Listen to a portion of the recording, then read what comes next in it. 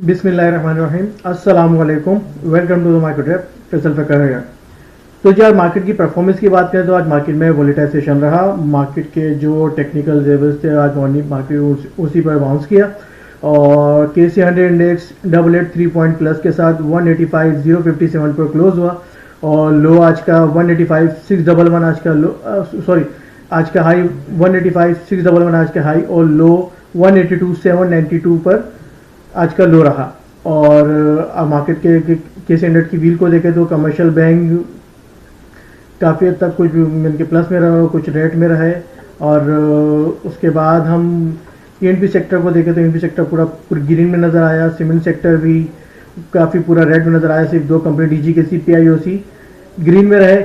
और फिर उसके बाद पावर सेक्टर को देखें तो पावर सेक्टर भी पूरा ग्रीन में रहा।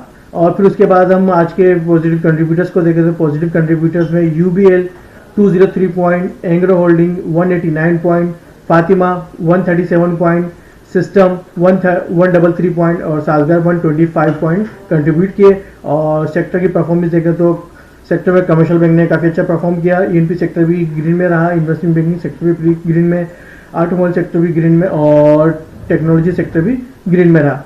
अब देखते हैं आज के हम वॉल्यूम लीडर्स। तो वॉल्यूम लीडर्स में हमारे पास first national equities 191 million, Hascol petroleum 51 million, K electric 37 million, Nishat power 34 million का काम हुआ। और गेनर्स में देखें केप पे जो रहे Crescent jute products 10% plus, East West insurance 10%, Mandviwalla plastic industries 10% plus, Aisha steel convert perfect right 10% plus. और लूजर्स पे देखें तो लूजर्स में Nazir cotton mills -10%, the premier sugar -10%, Reliance weaving mills -10% और शाहताज शुगर -10%।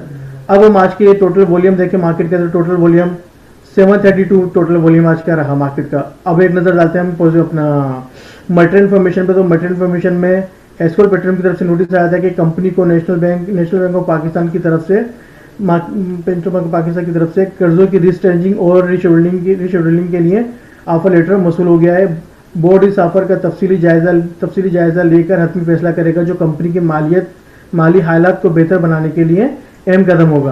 तो ये तो हमारी तरफ से चलते हैं जमीशर सर की तरफ कि उनके पास मार्केट के लिए क्या अपॉर्चुनिटीज है। जी सर।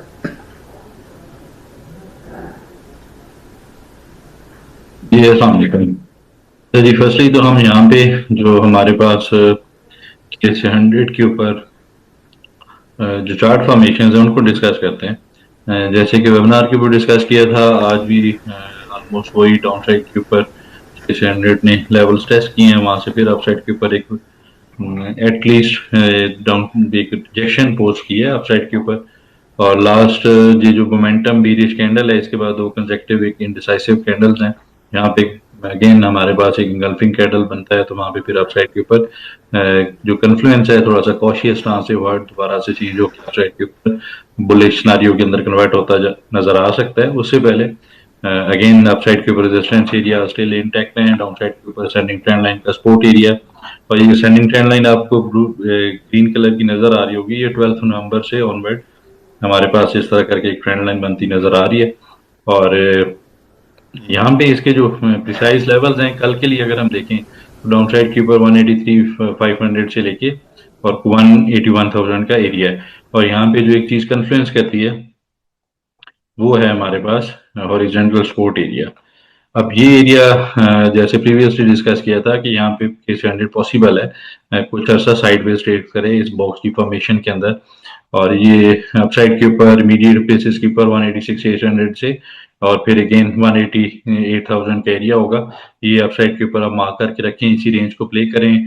और यहाँ पे सिलेक्टिव स्टॉक्स के अंदर स्टिल हमने देखनी बाइंग अपॉर्चुनिटीज हैं, लेकिन जैसे ही फॉर एनी रीजन अगर ये डाउन साइड के ऊपर वायलेट हो जाता है ये एरिया और यहाँ से फिर हमें डाउन साइड से अप साइड की रिजेक्शन मिल जाती है, तो फिर एक डीपर साइड की करेक्शन को हम देखेंगे। उससे पहले डिस्पाइट कि हम कॉशियस स्टांस को लेके इस वीक के अंदर स्टार्ट हो रहे हैं और फिर ओवरऑल फेब्रुअरी सीजन को अगर आपने लास्ट के वेबिनार को देखा है, अगर नहीं देखा तो फर्स्टली आप उसको जाके देखिए, काफी डिटेल में वहां पे हमने उसको डिस्कस भी किया था। लास्ट जो वेबिनार की वीडियो अपलोडेड है कल के दिन में, तो उसके ऊपर जो सीजनलिटी है वो सारी चीजें देखते हुए कॉशियस स्टांस ही बनता है, डिसिप्लिन ट्रेडिंग का स्टांस बनता है, साइडवेज हो सकती है वहां पे कुछ सिलेक्टिव स्टॉक्स के अंदर इंडिविजुअली लेवल्स के ऊपर आप स्टॉक्स को प्ले कर सकते हैं, उसके अंदर इंशाल्लाह चांसेस रहेंगे।